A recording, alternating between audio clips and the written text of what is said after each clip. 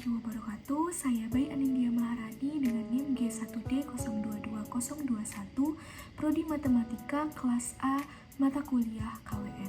Dalam video kali ini kita akan membahas tentang tantangan dan dinamika dalam kehidupan bernegara yang dapat mempengaruhi konstitusi.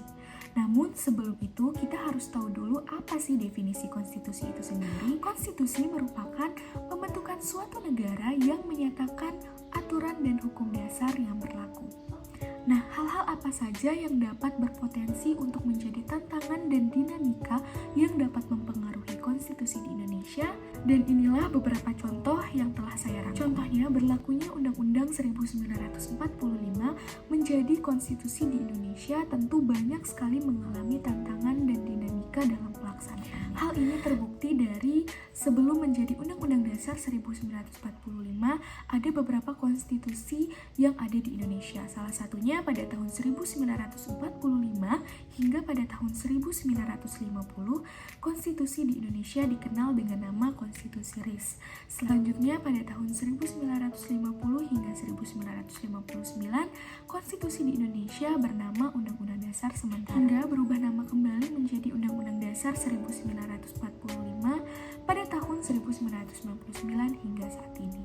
Namun hingga saat ini masih saja banyak tantangan yang beberapa contohnya adalah penolakan terhadap revisi Undang-Undang KPK, revisi Undang-Undang Pertahanan, Undang-Undang PKS, dan Undang-Undang Kemasyarakatan. Selain hal-hal yang saya sebutkan tadi, ada dua hal yang dapat menjadi tantangan dan dinamika dalam kehidupan bernegara yang dapat mempengaruhi konstitusi. Yang pertama adalah masuknya kebudayaan asing ke dalam Indonesia, khususnya westernisasi Indonesia, di mana hal ini tentu saja dapat menggeser keberadaan kebudayaan di Indonesia dan dapat menjadikan sebuah tantangan baru untuk konstitusi.